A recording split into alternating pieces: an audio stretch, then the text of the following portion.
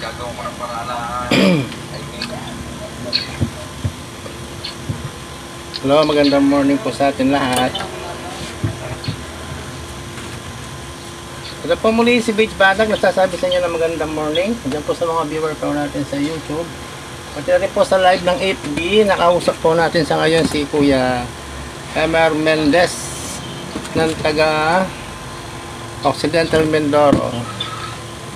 Shoutout po sa mga viewer natin dyan, sa mga subscriber po natin sa YouTube. Magandang morning po, Beach Batak po muli. Sa ngayon po dito meron tayong isang distributor na Toyota Revo na 1RZ. Tama ba kuya? 1RZ. Ayan po si Kuya Emer. Live po kami ngayon sa Messenger. Okay. Sa ngayon po i-diagnose natin ito para matumbok natin kung ano yung pinoproblema ng kotse. Pag ito po ay gumana lahat ng mga component, malinaw po na wala tayong problema sa distributor. Mas maganda po may makita tayong trouble kasi hirap na po silang mag-ayos ng mga mekaniko nila doon. Dahil alam naman po natin, mekaniko wala pong tester, kaya hirap po silang mag-troubleshoot, mag-analyze ng isang electronic system. Hingi ng motor na yun. Ayaw.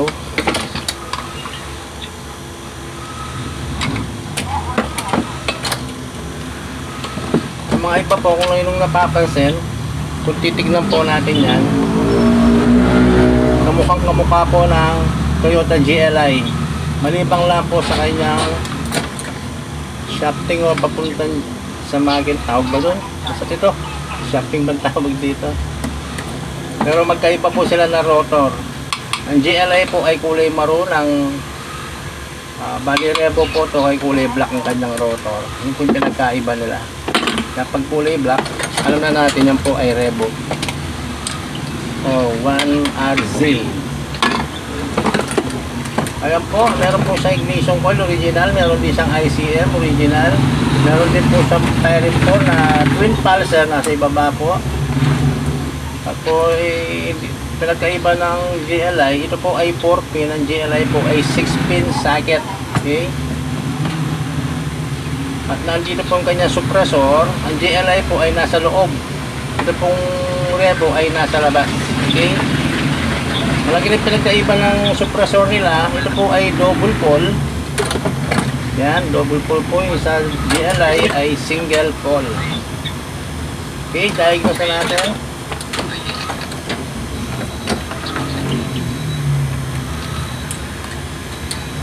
I-disconnect po tayo para makita po natin yung hinahanap nating malfunctions na component niya or busted. Okay, gawin natin yung ating mga wiring. Unahin na po natin yung kanyang ignition coil.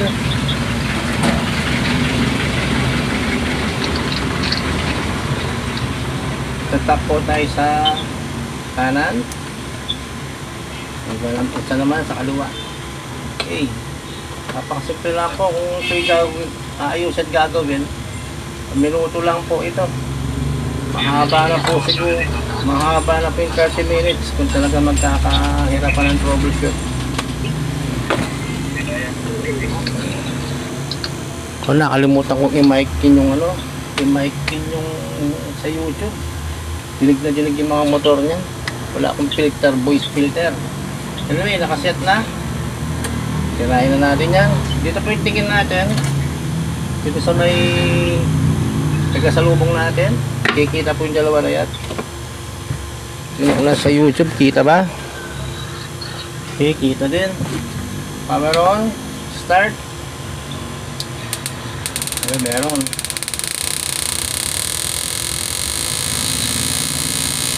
Ito po na sa YouTube natin, makikita nyo po yung RPM, di ba? Kitang-kita po yung RPM, umaangat siya. Dalhin po natin sa 1,000. Baba natin sa 1,000. 1,000 po yan. Okay, ibig sabihin, ang coil active. Ngayon gagawin natin, i-stretch po natin yan. Dapat ma-reach natin yung 3/4 inch. Okay, subukan natin. Kita ba? Nasa 1,000 RPM lang tayo. Buha, nasa 1,000 RPM lang, pero na-break niya yung 3/4 inch. 3,000 RPM natin. Makikita sa YouTube yan, ha. Kuya, kung gusto mo mapanood sa YouTube, makikita mo kung paano ko siya buong lamesa, kitang-kita sa YouTube yan. Ako yung Emer. Okay. Isa lang po yung masasabi ko, wala po sa ignition coil ang problema. Wala sa coil ang problema. Okay, lipat po tayo sa twin pulser na sa bandang ilalim po niya. Yung tagabilang natin na 1, 3, 4, 2. Okay, magkoconnect po tayo sa doon, sa dito. Okay, cut natin sa Toyota pulsar sender. Yan, kita-kita po sa YouTube yan ang mga ginagawa ko dito. Hindi po naka-top view yan, naka-side view po, kasi side view kitang-kita yung lamesa. Paano tayo mag-diagnose? Pag nasa itaas kasi minsan yung isang hindi na kukuhanan, eh. Okay, ngayon po kikita nyo, pinipihit ko siya. Okay. Pagpihit natin yan, pag-i-spark po dito yan, dito kikita rin po yan yung camera sa messenger. Ayan, kita na. Okay, kita rin yung distributor, kita rin yung coil. Okay, kuya, pagpihit ko na ito, yan, maglalabas siya ng 1, 3, 4 to doon. Okay, ito po yung pointer natin, yung flat na to. Pag tinapak ko yung daliri ko dyan, dapat sumusunod po siya sa gusto natin. Okay, magpa-firing siya. Power on. Okay, tira. Dito yung daliri natin, pihit. Yun, kita ba yun? So, meron siya, diba? Okay, bilangin natin. 1, 3, 4, 2. Sabihin, 1, 3, 4, 2. Buhay ang kanyang firing sender. Ilaw. 1, 3, 4, 2. Napilate kong ilaw para makita po yung spark doon. Okay. Malinaw na wala pong problema ang kanyang pulsar sender. Ngayon po ililipat tayo sa kanyang ICM o tinatawag kong baby computer. Okay.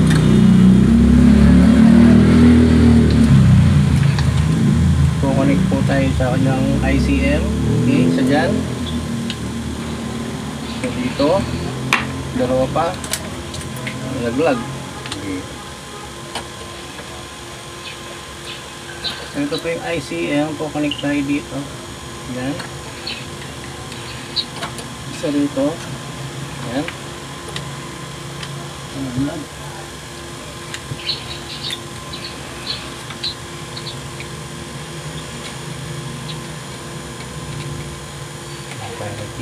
Dito rin kasi mag-i-spark po yan, eh, kung ito po ay active or malfunction or open na siya. Okay, connect tayo dyan. Dito tap tayo dito. Kung nakikita nyo po sa video natin yan kung paano ako mag-connect. Anyway, pa-power on natin. Pag ito itinap ko po dito yan, mag-i-spark po siya dito. Isabihin, ito po yung tinatesting natin, yung ICM. Okay, tira. Tap natin. Ala, nangyari. Kaya meron ito, nahuli na. Takbuhin natin. Oo, ICM siya. Kung yari, wala. Natidinig mo yung tester, kuya. Kumukukong siya, no? Yan, i-revolution ko, oh. Yung RPM, panoorin mo mamaya sa YouTube, kuya. Hindi lang pareho ang pagkawalan po ng video, pero iisa yung detalye niya. Sa YouTube makikita mo, hindi umangat yung RPM, oh, wala. Sa mga viewer po natin dyan, ito po Toyota Revo, hindi po umangat ng yung RPM, wala rin po tayong output, hindi ko na pwedeng hawakan yan. Kukuryente tayo dyan. Connected po siya dito sa mga wiring niya dito, tsaka dalawa rito. Wala pong output. Anyway, yung gagawin na po natin, hindi ko papatayin ng tester. Yan, tuloy siya. Kukuha po ako ng isang ICM at makikita natin kung anong pinagkaiba ng dalawang pyesa na to. Okay? Okay, ito po. Laglag. Ito, yung ICM ko kuyang. Okay. Ito po sa YouTube natin. Hindi po tayo pwede maglagay ng hindi niya kamukha. Oo, hindi po tayo pwede maglagay ng hindi niya katulad dahil yung tawag din yung computer box o ECU niya, hindi po kasi niya madidetect pag iba yung nilagay natin. Okay? Para malinaw po yung mga ibang pumupunta nagtatanong sa akin, dinadala dito, pagbukas ko, sabi ko, ba't iba yung nakalagay? Kasi sabi daw, pwede. Sino may sabi? Yun ang hindi ko sabihin dapat. Kung ano yung nakalagay, yung po yung pyesang i-apply natin. Okay? Dahil sa mga i-apply po yan, bukod din yung mga card type, magkakaiba po yung mga ICM yan. Okay? Anyway, ganito po yung gagawin natin. Nakatap pa rin tayo. Kumuhung ang tester, pero walang output. Okay? Pumalik natin yan. Nagtaran po yan. Kung yung mapapansin, kulay brown po yung nakakunik sa kanya dyan. Kukunin natin itong wire. Okay, ililipat natin dito. ICM po, yun, connected na yun. Isa, kukunin naman natin ito. Yan. Ilipat din natin sa dito. Okay, yan. Wala pong magic yan. Hindi po uso yung magic sa akin. Yan. Tapos, yung pong kulay red na to, dito yan. Kukunin natin. Okay. Hindi-isa lang po yung naiiwan. Ito lang zero ground niya. Tanggalin ko na.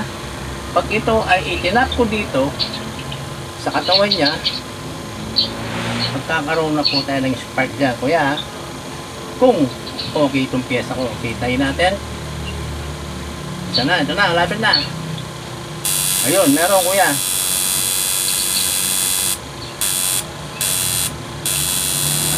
Kuya Emer, yun po. Malinaw na ICM ang problema mo. Ito. Kasi kahit hindi po nakalagay sa housing niya, itong akin, yung ICM, gagana po kasi parehas na sila ng connection eh. Ngayon kuya, i-apply natin sa housing mo, kukonect ko na siya ng buo. Dapat gumana na siya, firing 4 at sa ignition coil, papuputukin natin sila ng sabay-sabay. Dapat magkakasundo po yung mga yan. Okay? Alis, nakita po natin sa mga YouTuber po, ay yung mga YouTube po natin na viewer. Ayan po. Hanggang po natin, magkaiba po ang pyesa ng Toyota Revo 1RZ sa GLI. Magkaiba po yan. Okay? Patayin muna natin. I-champion lang yung ano dito, yung audio. Tagal yung pako yan. Oo. Ay, isa pa pala. Bago ko di-disconnect, hindi ko nasabi sa YouTube. Power on. Pakirawain po yung YouTube natin kanina. Hindi ko nabanggit kasi yung tinetesting po natin kanina to. Yung pong RPM, kita nyo, umangat pong RPM, di ba? Ito po yung gumagana yan. Ito yan. Yung mga viewer po natin sa YouTube. Kasi kitang-kita po yung RPM niya. Yung taas baba po natin, nire-revolution po siya. Gina nyo, gumagalaw naman sa musunod. Ayan po, okay? Okay.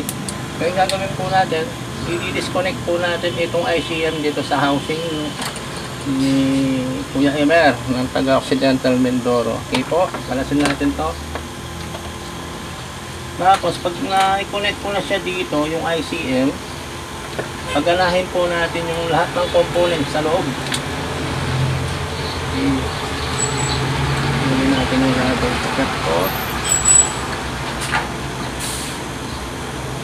Ayan, para kita. Gawin natin yan.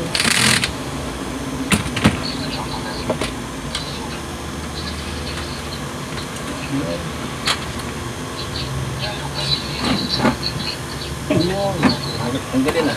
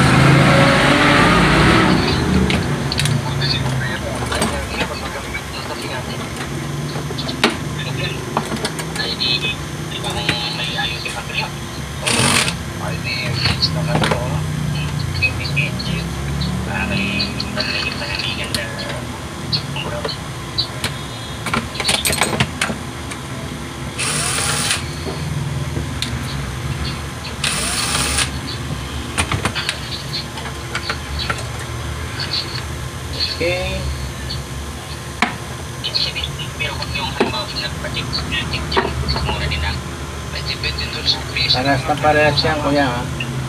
Tapos pagkakalaga. Parehas na parehas po, eh.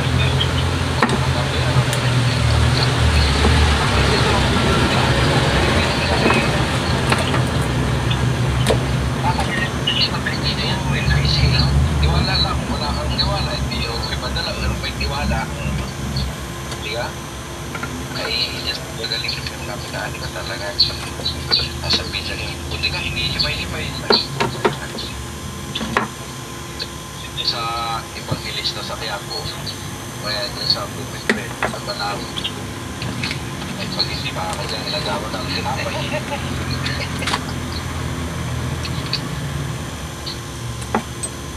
Oh, naglag pa. Naglag. Alaglag.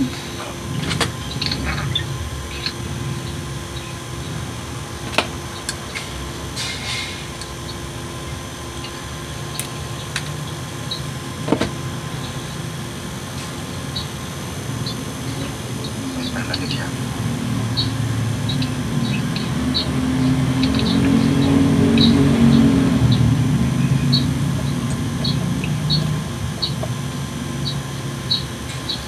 Oh, ayaw pumasok. Ayaw bumaon. Sige, gamitin natin ng tools.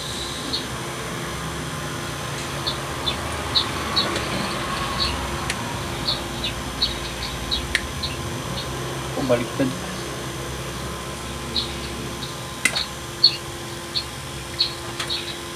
Baliktad pa. Bira. Baliktad pa. Init kasi. Kung kasi siya ka na, kung nagkilas-kalas lang yan. Ano yan? Ano yan kaya? Ako lang ang naging kalas-kalas yan. Tinitingnan ko kung kaya ko yarin. Tinitignan mo, sinusubukan mong kaya mo sirain, ano? Sirain eh, bakit mo sisirain? Kasi kung matino to, hindi mo naman gagalawin. Ano kaming gumino ako, yung isang tining kaibigan ko, mekaniko naman ng mga, mga Motor.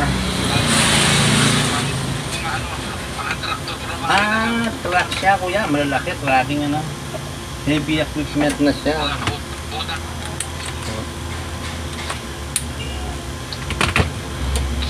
Okay, ngayon naka-apply na siya. Sigurado yung ECU mo, kuya, wala tayong problema doon, no? Oo. Okay, yun lang kasi mahirap kung may problema ka pa dahil sana wala na para tuloy-tuloy magamit na yan. Kasi nakita naman natin may problem sa dito. Kung wala naman akong makita dito, wala naman tayong gagalawin din. Oo nga. Nasa diagnose lang naman yun. Yung kahapon, taga pumunta rito, may baisiha. Kasama pa yung mga anak niya. Nasugatan yun, kuya, bago ako nakakita sa YouTube nun. Ang dami ng gastos nun. Oo. Wala kung ano daw ang pinabili sa kanya, hindi naman daw tumitin. No? Sabi ko sa kanya, napunta ka sa mga magagaling na albularyo, kako.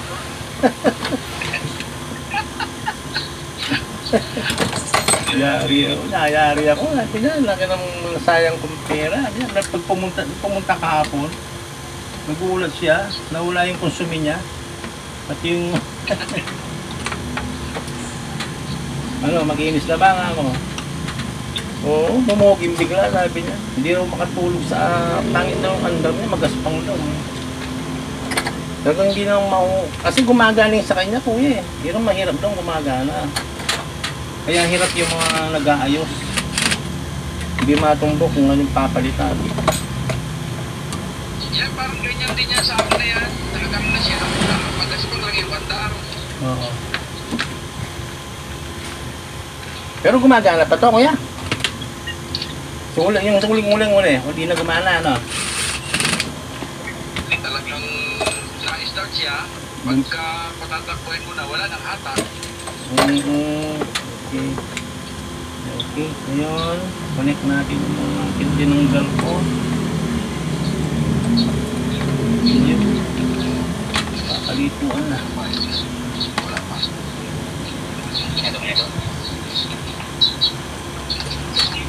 Yung palang tinatanong mo, boss, yung Gcash na Gcash, hindi po ako maniningil. Bali, pag naayos na natin to, kuya, sasabihin ko lang yung presyo, hindi ako hihingi ng bayad.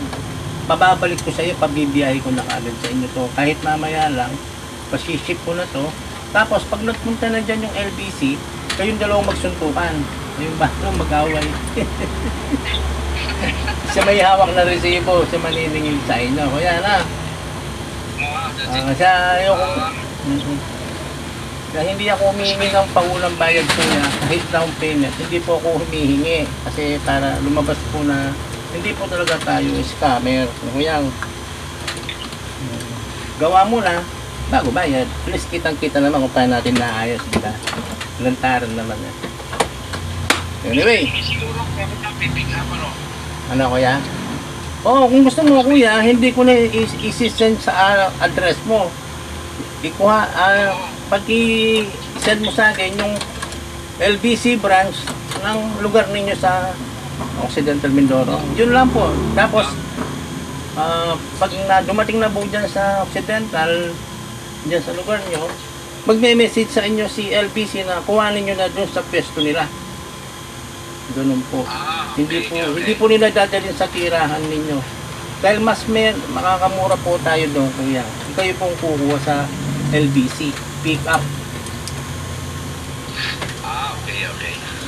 Kaya, Para oo. hindi pa din ako matagpuan dito sa amin. Oo. So, baling gagawin natin yan, kuya. I-send nyo mamaya sa akin yung LBC branch address ninyo dyan. Doon ko po padadala sa LBC branch ninyo.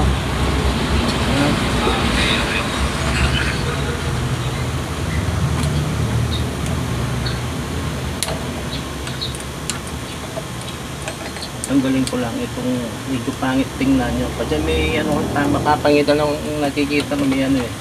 May bunging wire na ano. Okay, ngayon kuya, hindi na ako magja-jumper. Kukonect na po natin siya. Through ECU na po tayo. Hindi na ako gagamit ng yung pan-detect natin na wire. Hindi ko na gagamitin to.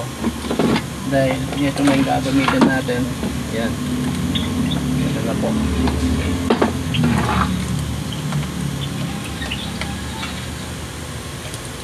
Diretso na po tayo sa ECU. So yung firing 1 ay firing 4 pala. Firing 4. Yan.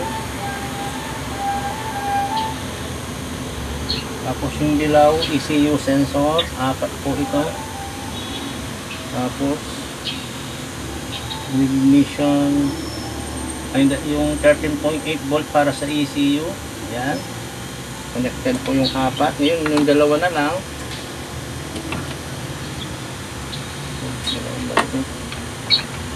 Ito po kasing dalawang terminal na to. Isang open na to. Ito po ay ignition switch.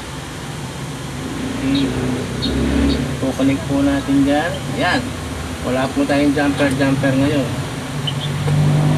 Yan. Bali, nakakonect na po tayo dun sa firing 4. ICM at ignition point at dito na rin sa suppressor. Connected na po tayo lahat dyan. Wala nang jumping. Dira. Sa YouTube po yan, kita naman po natin paano ko siya kinonect, diba? Pati po yung tester sa RPM, tingin din po tayo doon. Okay, lahat yan para makita natin detalyado lahat. Power on. Hindi na po tayo maglalabas ng spark dito dahil nandito na po tayo sa distributor. Okay? Manual muna natin. Tira. Ay, diba? Wala pa ng zero ground. May kulang ito. Nakalimutan ko pala to. Ito, lagi kong naliligtaan talaga. Dito, sa zero ground. Okay? Ulit. Manual muna natin. Oh, meron na kuya. Meron na. Alright, patakbuhin natin. Start. Tignan po yung RPM natin sa mga YouTube viewer natin. Ayan. Yun, umangat. Alam, naglulot yung ano ko, RPM. Teka lang. Itong RPM natin, buka na ulit yung wire.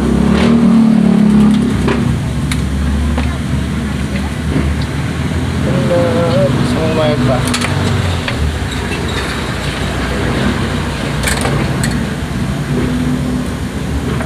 Ayan. Tapos, ito ba yung tubing natin, ito. Para sa RPM. Nalagyan ko na siya.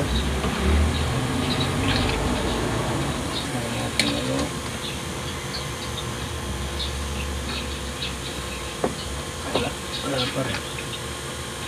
Ayaw na.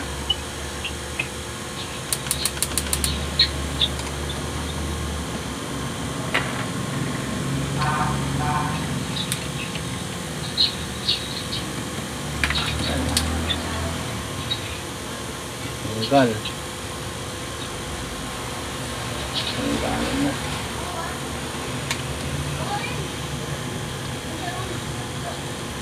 Sana, nasira nata. Ayaw lang gumana. Yari yan. Ano pa, nawala na pala, tanggal. Connected naman. Tayo lang mag-export.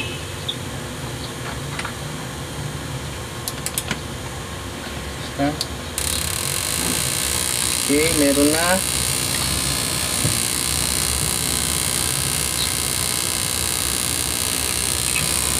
Connect ako dito. Connect ako dyan.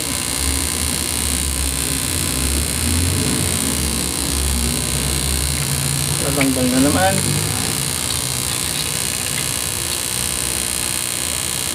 Ayan po, active na po yung distributor. Yun lang pong RPM ang inahabol ko lang. Lagi natatanggal naman po.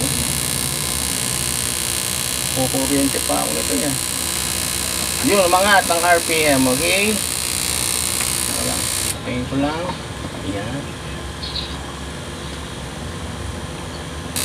Yun.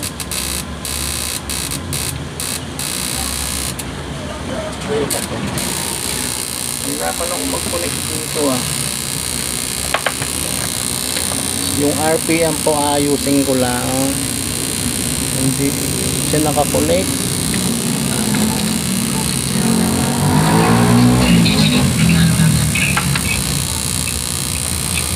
Yung RPM lang pong wala. Yun. Kaya kuya na, gumagana na po siya ah. Yan, RPM mo na po yung kinoconnect ko. Kasi sa YouTube nakikita po hindi siya umaangat eh. Wala po siyang RPM. Ko-connect ko lang. Dapat po mag-normal din yan. Tingnan natin. Ko-connect ko lang dito. Ayun, umangat na rin. Nasa 3,000 RPM po tayo. Okay? Yun, kita-kita po. Kanina sa YouTube wala dahil kinonect ko lang po yung RPM. Pagtatanggalin ko po yan, wala rin po yung RPM, di ba? Okay. Connect natin. Yun, umaangat. Okay. Ayan, boss Emer. Kompleto na po. RPM, umaangat. Tapos, yung coil. Yung huling collection ko lang po, yung RPM, active na rin po siya. Yun, wala na po ngayon yan. Ngayon, gagawin natin. Patay mo natin tester, tapos takpan natin, balik natin yung mga accessories, yung rubber water protector,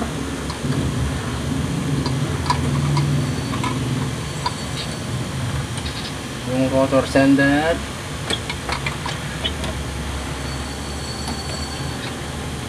okay, yung cap, okay. Dadalawa lang yung bolt niya, maghahanap ako nito para maging tatlo.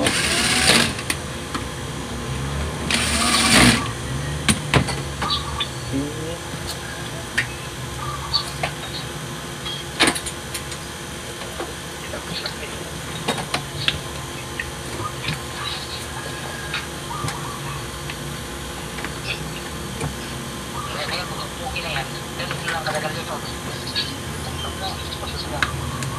hindi nga natin alam kung ano yung laman sa lukli. Okay. Ngayon po ay paganahin natin yan. Dito po natin makikita yan. Kita mo ba kuya yung apat na spark plug, ano? Dito naman, ha? Okay, patayin natin ilaw. Sa YouTube, kita rin ba? Okay, kita rin. Ilaw. Patayin natin. Ayun, last and final result po tayo dito. Dapat magkaka-output po tayo dito sa apat na spark plug. Tira. Okay, wala, hindi nakalagay na naman to. Naniligtaan ko lagi. Okay. Start. Yun. Pagmasdan po ninyo itong number 3. Ito po yung 3. Okay. Malalaglag ito. Ulit. Malalaglag. Patakbihin natin. Ayun. Nakikita mo ba ito? O maliwanag? Maliwanag kasi dito eh. Maliwanag. Wala tayong pantakip. Kita ba kuya? Ito. Kita ba? O ilipat ko siya. Malabo siya. O nandito na, nilipat ko sa dos. Lipat. 1, 1, 4, 3, 2, 1. 4, 3, 2, 1. Sa YouTube kita, ano? Maliwanag kasi. Kita naman kuya, no? Saka dinig naman, di ba? Sa YouTube makikita rin po, nakasagad po tayo ng RPM ng 5,000 RPM. Sa YouTube, kitang-kita po yan, umahangat siya, binababa ko pa siya, revolution, okay?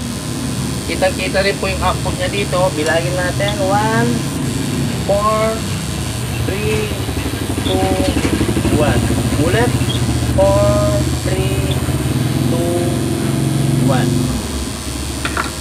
Malapit natin yung ano ni kuya. Ay, nawala.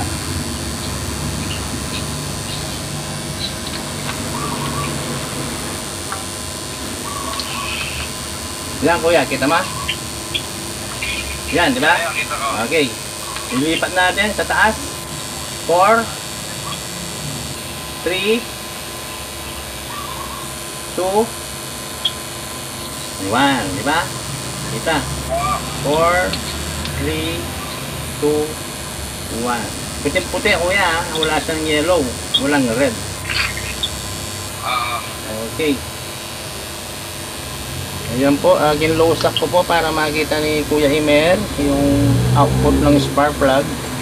Hindi maliwanag kasi sinag ng ano, reflection ng kalabasan. Okay, ayan po at isa na lang pong project ang aking nasira.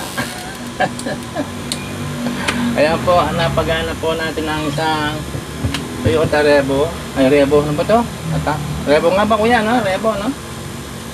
Toyota Revo 1RZ. Oo. Toyota Revo 1RZ. Ayan po at muli ko pong pinakikilala sa inyo si Kuya Emer Mendez ng Occidental Mindoro, Malabanan. Okay kuya, yun po, nakita nyo na at maya maya rin po siguro si-ship na natin to. Total, nakita na po natin nag-activate siya. Yan.